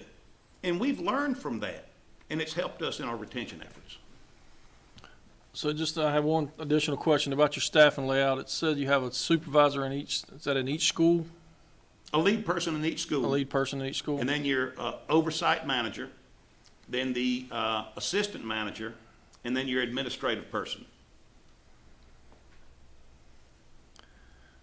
And then there's the corporate support, the corporate safety training, corporate recruiting and such as that is not a direct reflection on the costing of your facility as a line item. One thing I didn't see is at the end of each year, is there a percentage that the contract has to adjust? Is this set price that we've been quoted so far? Is that a permanent? Is that a good for the next 4 years, or is there an increase factored in that over? Well, no, in the RFQ, it talked about a cost of living increase that we would negotiate every year, up to 2%, I believe is what it said. That's what I was looking for. I didn't see it in this package. Right. So all right. That's all I have. Thank you. That it? Thank you again for your time. And we did email all of these presentations, but I will leave some hard copies for you as well. All right, thank you. I would like to say, when you're checking your references, we gave you current references, but we did work with a man that used to be here, I think. I did, Mark Sosney, so feel free to contact him about our company, because I worked with him hands-on where he came from, so. Okay. In the South Carolina, when he was in South Carolina? Or? Yeah, Clover, South Carolina. Yep. Yeah. I didn't put him there because he was retired, but I think he might be back in this area. I'm pretty sure he is. He is. Yes, absolutely, sir. Thank you. Thank you. Thank you. Thank you for your time.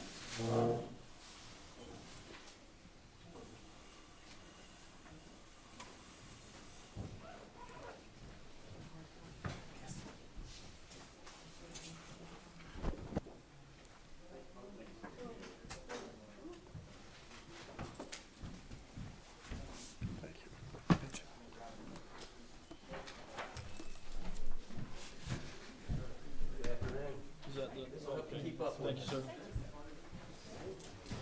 George, I'll help keep up with us today. Thank you. What's the map so you know who's who?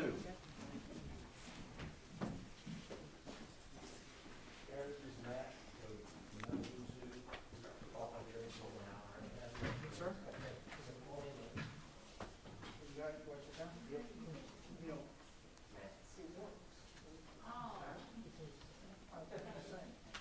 Just so you can keep up with who's who. Charlie right there.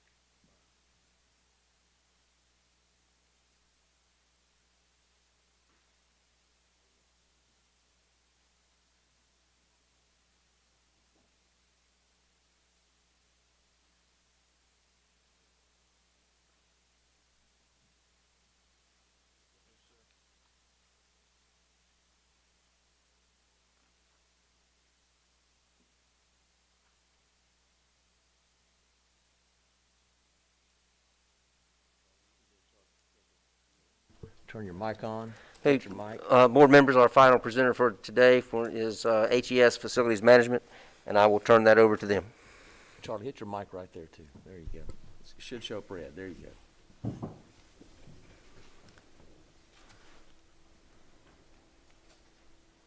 Am I supposed to? No, that's all right. We'll start right there. Well, first of all, good afternoon, and thank you for having HES today. My name is Russell Lieboff, Vice President, Business Development. On behalf of our company, we are very honored to be considered for this opportunity with you all. You've had a marathon event this afternoon, so I know you're probably tired, so I'm going to talk as loudly as I can to try to keep you awake. And then we're having some trouble. Do you mind driving, sir? That'd be great. So, since we have masks on, we did want to include some information out of the proposal. What we're going to try to do today is not duplicate, but you don't know what we look like. So we wanted to put these pictures up here so you can see what we look like with these masks on. So we have with us today Charlie Spencer, CEO and the President of HES, myself, Don Clark, Transition and Compliance Manager, and then Andy Benton. Some of you may know Andy. Andy is our proposed manager. Obviously, he's proposed. In other words, we would want your endorsement on anybody we put in these positions of management and leadership in this school system. So again, we'd want his endorsement. We like Andy. We support Andy, but we got to have you do it too. And then we've also got Nick Christ. I'm sorry, a couple more. We've got at the bottom, Scott Zimmerman. He will touch this account as well as the Senior VP of Operations. R.G. Lieboff, Senior Regional Manager. Yes, he is related to me. They hired him in spite of me, but he's our Senior Regional. Nick Christ, Startup and Transition Manager, and then HR Support, Sherry Clendenin. All of these folks will touch this account. All of these individuals will be involved in ensuring that you get a great program. Next slide, please. We wanted to give you a slide that really gets to the meat of our proposal without duplication. So this slide is very worthy of spending some time on. The very first bullet point there, no significant cost increase. We feel like, based on the scope, the scale, the square footage, the information provided, and the tours, 2 days of tours, we had ample information to provide you an accurate pricing. When you combine the capital investment of $173,000 plus what we priced the program at, you're really looking at almost a cost-neutral program for our services, which is good. What we don't believe is necessary is to go up on the price $400,000, $500,000, nor should the price be reduced. And it's important to understand this because in the midst of a pandemic and the COVID issues and community concerns, can you possibly consider an option that drops the price over $200,000? I don't see how that would be reasonable.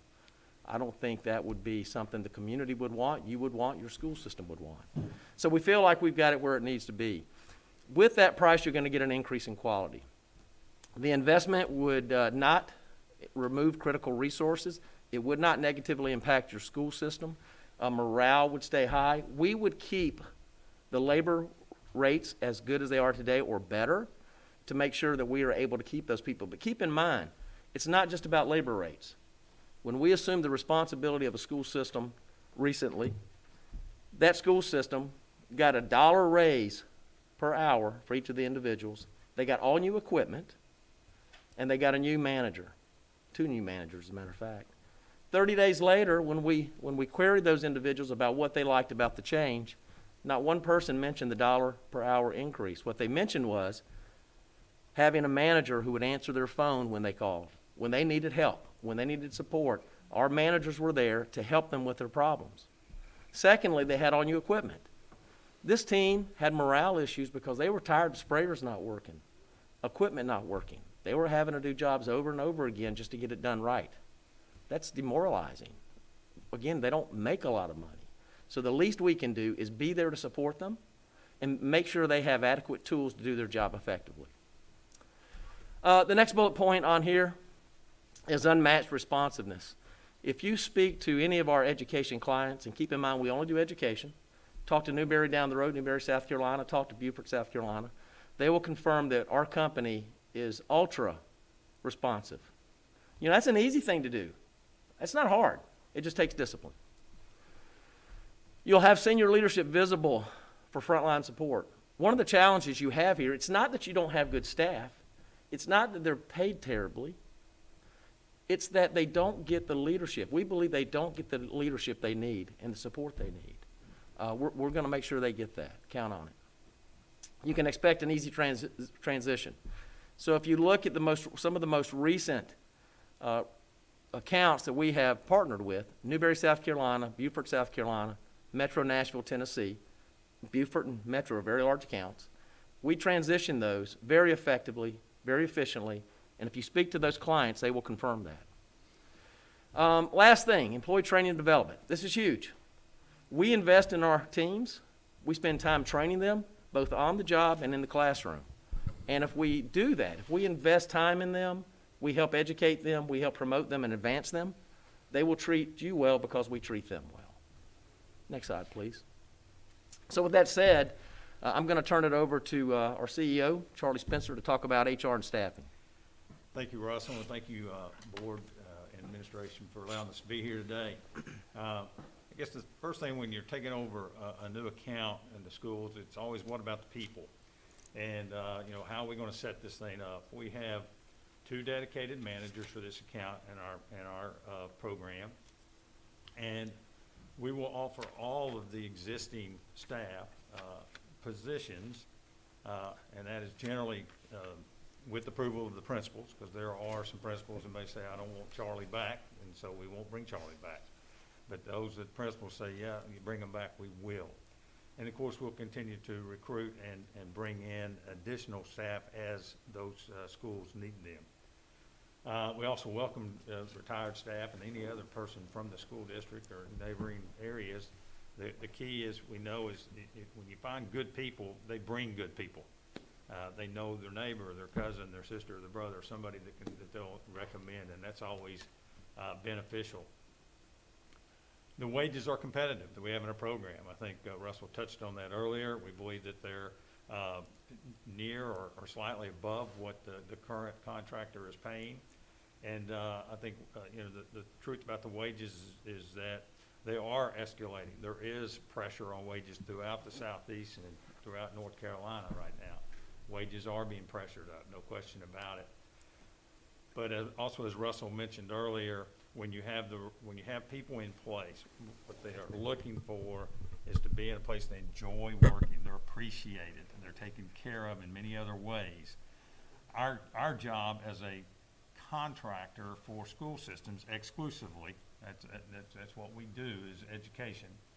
Our job is to do it as most efficient manner as we can at the highest level of quality that we can. That quality standard is set by your RFP. You tell us what you expect, and we build our pricing based on that. Obviously, the wages have to be proposed and bid on in an area that we think is competitive and affordable to the school district, but also that we can get and retain the good employees. That is our belief that we can. We're very familiar with this area. We've had history in this area before. Many of us, I think our proposal spoke to that.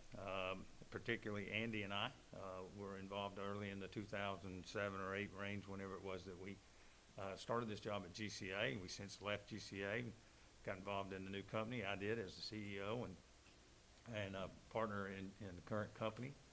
So we know this market. We know what's required and what the demands and expectations of the schools are.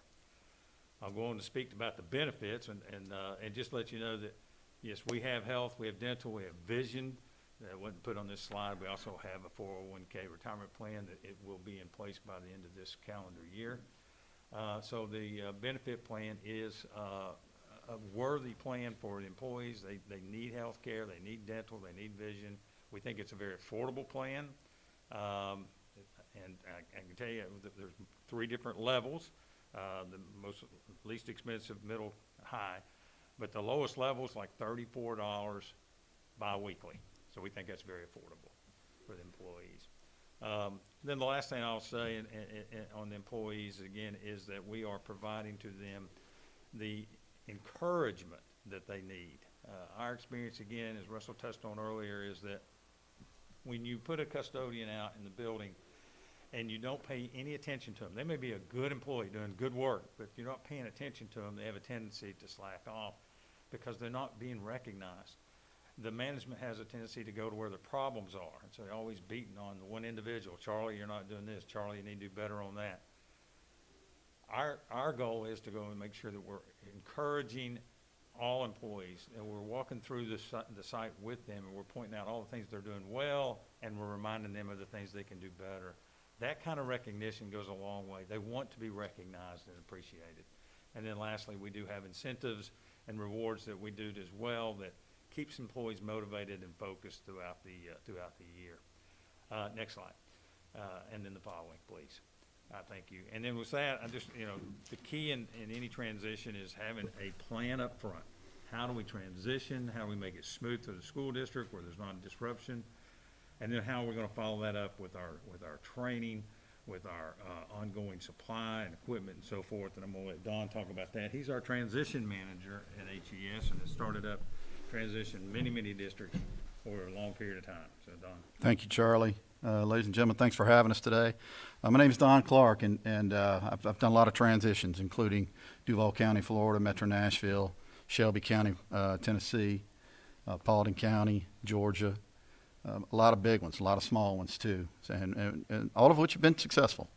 So we're looking forward to partnering with you and with this great team that you see before you. Down at the bottom, you'll see a green line there, and that's our intended kind of timeline. Instead of putting a full Gantt chart out there, we'll get that employee onboarding. That's important. Once the announcement comes, get our positions locked down, get everything assigned. Get our HR team here, crack HR team, some of the best in the business, known them for many years. Training communications and begin service. And I'll tell you what, training is one of my passions. If you could go ahead and next slide, please, sir. I think I heard one of your other folks talk about the Spartan partnership, and I will attest that that's a very, very good program. We use it. This right here is Clean Check. This is a formalized study of everything that we need to do, and that includes pandemic disinfection, post-pandemic disinfection, and advanced disinfection. And so if this is indeed the new normal, then we had to flex for that, and we partnered with Spartan, the software engineers that I speak to a couple of times a week, to make sure that those things were available for all of our employees, and not just management. In many cases, you'll see that. We hear a lot of people talk about disinfecting, and I'm sure you've heard it today, spraying. Spray, spray, spray. Well, in order for something to truly be clean, we have a three-step method. This is a process that should be used. You clean the gross filth, you disinfect, you use a proper dwell time. We have everything from a 10-minute to a 30-second dwell time, depending on the necessity. Hot points, hot spots, and things of that nature require a very quick disinfectant or an efficacy rate. And then you wipe it down. Germs are living, breathing bugs. That's what it boils down to. So when you spray and you don't wipe it back down, the kids are now playing on dead bugs. That's what it boils down to. This is the process that we teach. Our quality control, CompuClean, is a Spartan software, cloud-based inspection system that we give to all of anybody that wants it. Doesn't cost you a dime. It's very easy to monitor. Every time someone goes into a building, they perform an inspection. And what it does is it keeps us from going to that front, nice and pretty shiny lobby and never going to the back into the steam room or anything else. And so this gets us where we need to be. It's fully customizable. Again, we have relationships with the software engineers that built it, and we can make you a customized Pender County view of our quality control. And anybody can access that.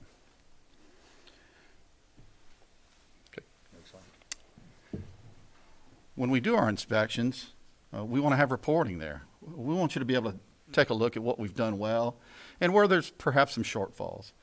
A lot of times people talk about, we'll look at it next week. Well, we look at it right now. When it comes to this inspection system, it's a real simple button that says corrective action.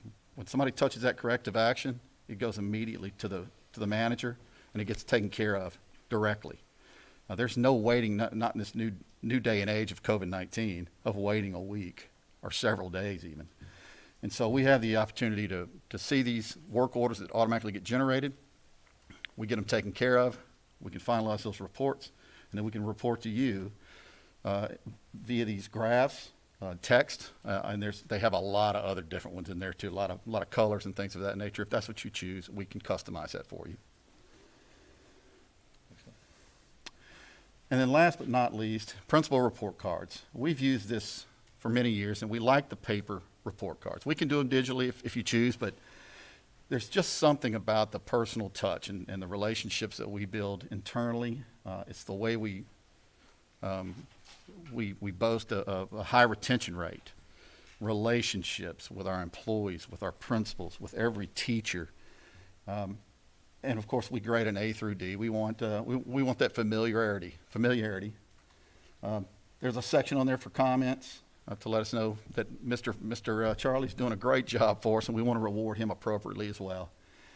Just give me 1 second, let me interrupt you. Yeah, man. We like for the report cards to coincide with our inspection reports. So if we're doing our inspection reports and the principals are doing the report cards, that we want to kind of mirror image. We'll make sure that everybody's seeing the exact same thing that we're seeing, and the principals are seeing what we're seeing. So everybody is happy. Thank you, Andy. Yeah, we want to be harder on ourselves than anybody. We're the professionals, and that's the way it should be. So that's why we like that personal touch, and we still kind of go old school with these report cards. Thank you. Next one. Okay, yeah, just trying to set us apart. We're going to try to wrap up here. We talked a lot about our program, but just our senior management is entirely K-12 history and experience. We built this company with the idea, created this company with the idea to be the #1 education service provider in the country. And we are well on our way to doing that. It's our goal and expectation, and it is to be the go-to company. We have the expertise. Buddy Helton, our chairman, has been working with me. Me and him have been working together for 40 years plus. We came right out of college, sweeping and mopping floors, and we've been working in schools ever since. And so we've got this history. Our whole team has been working in this market. This is all we do, is what we know. Our references. We gave you several in our proposal. We'd expect you to call every one of them, every single client that we have. And we know that you're going to get excellent responses from them. The regional and support team that we're putting in place will be, some of them were mentioned earlier, and Scott Zimmerman and R.G. Russell, his son, Lee Bob. These are outstanding managers that will be supporting Andy and his account manager support, and I have no doubt that when we talk about support, we're talking about managers who can resolve problems immediately. They can make a decision immediately. They don't need to call me and say, what should we do? They have the autonomy to make those kinds of decisions on a dime. And they have the experience behind them to know how to make those decisions, having done this for their entire careers. And then, of course, we mentioned the local experience manager and Andy, and the quality assurance program, which is geared specifically towards schools that Don's talked about. And then, of course, the seamless transition. Again, that's so critical for the students, for the teachers, for all those that are the end users. They want to make sure that they're not disrupted through a transition, and we assure you that we have the experience and know-how to make sure that that happens. Russell? Last slide. I know you guys are probably happy to hear that. We want to conclude with this. A lot of providers talk about partnerships and being a partner. HES does as well, but we truly mean it. When we work with you, we want to help you succeed. It's almost like a marriage. And if you can relate to your own marriage or having a significant other, I think your goal with that relationship is to have both people succeed. Well, our goal is to have both entities succeed, Pender County Schools and HES.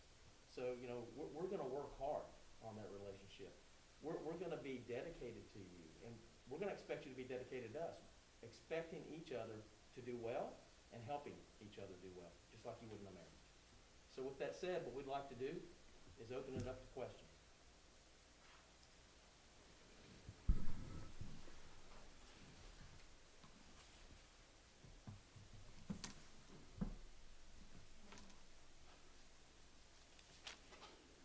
So I'm going to tag on Cindy's question to one of the other vendors. Wednesdays, is our deep clean day. Since you are in education quite a bit, I'm sure we're not the only ones doing that across your region. What does it look like outside of Pender County where you're at now? What are you doing there? I'll try to take a stab at that question. Currently, we got multiple districts that are doing something similar to that. In South Carolina, they're all doing that, to my knowledge. The ones we're servicing are taking Wednesday, and it's a deep clean day. And what that means specifically is that we'll go in and do all the high touch point areas are getting disinfected. We also, in those cases, we're taking the disinfectant foggers and going in. What we're seeing happen in most of these school districts is like teachers are there till like 1 o'clock on those days. I'm not sure what you all are doing on Wednesday, but teachers are there for part of the day. The students are not. After the teachers leave, we'll go in and we fog these classrooms. Take about an hour or two for that to settle and have its set time, and then our night staff comes in and does its deep clean following that fogging. But it's the purpose of that day really is to make sure that every surface that the students are touching is thoroughly cleaned and disinfected and ready for school the next day. So we are accustomed to that. We clearly can adapt to whatever time frame you all need us to do that. We'll do it. So do you do that same kind of thing on Friday afternoon, Friday night? We do not do that, same thing on those days. What we're doing in those school districts, and the school districts that we're providing special COVID cleaning is usually unique to that school district, and I'm thinking specifically what we're doing in Paulding County, Georgia, and what we're doing over in most of the Tennessee accounts. In some cases, they have given us additional funds for additional staffing, where we have, for instance, an individual in every school that all they do all through the day is high touch point areas. And so we're getting that kind of cleaning going on. And we also have in many of our districts where when there's a student that has tested positive, or a teacher, but they want us to go in and do a thorough clean of that whole area that student would have been in. So we're adjusting and adapting per the school district's request, and only if it's a specification that says every day or on Fridays that you're wiping or washing, our proposal is based on what your RFP said. Right.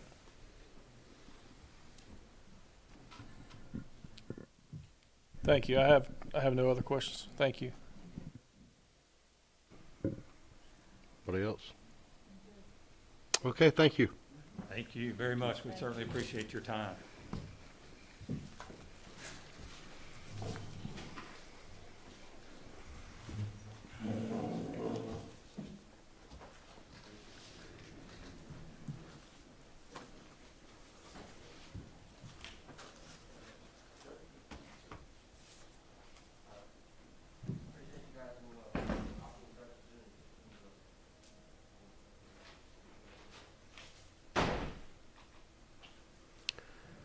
So, Brandon. Yes, sir. If we need to decide today, how can we do that when this is not a regular meeting? This is a meeting of the Board of Education. You can decide to do whatever you want to do today, because you're not acting and entering into a contract with this entity. You're essentially saying who you want to enter into negotiations with for a contract to come before you at a later date. It's up to you guys whether you don't want to do that. The only reason the timeline's listed in your important instructions is because that's the date that was shared with the contractors when they put in their RFP. You guys can do whatever you want. It's your RFP. Okay. If you guys say, I need more time to look these things over and figure out who you guys want to pick and get back together at a regular meeting and pick somebody, you can absolutely do that. That just needs to be communicated to the contractors, that they're not going to get a decision on the 30th. Okay. Any questions about that? No, good, thanks. Okay. Well, do y'all want to talk about it now, or do you want to let's take this home and look at it and That would be my suggestion. This is new. I would like to, this Yes, is, sir. I guess, your score sheet, correct, Mr. LaFawn? Yes, sir. All right, well, Yeah, I would feel better waiting. I need time to look over it and okay. Indeed, this is a lot of Yeah. information. All right, well, our next meeting will be in what, about 3 weeks? Regular meeting, 2 weeks. 2 weeks? Yeah, today's 28, you're right. So do you want to take it up then, or do you want to take it up before? I would take it up in our next meeting. That's just my suggestion. I would suggest we take it up sooner than that. We have a if we change contractors, there's a transition time. The current contract ends December 31st. I know that's a lot of information for you guys to go through. But I would like, I think that in light of the transition that needs to take place, it would be helpful to take it up a little sooner than that. How long would you anticipate transition would take? If you looking through their proposals, most of them, 5 to 6 weeks, is what they're saying. And so, that's a pretty tight timeline for them. I think that the companies that we have gone through, I think they can handle that. But I think we should give them as much time as possible. I agree, Mr. LaFawn. There's 3 weeks of holiday weeks in that time period between November 10th and December 31st. If you count the 2 weeks that most people set aside for Christmas and Thanksgiving. So it'll be a push if we wait, I think, in my opinion. This is my personal opinion. If we waited to November 10th, that's going to be a push to make a decision. So How about I would, next week, this time's the 4th. if we could recess, Brandon, is it possible to recess this Yes. meeting and then set it for one day next week? Is that That agreeable? that would be acceptable. Preferably not Tuesday. Yeah. How about Wednesday? Depends on how Tuesday turns out.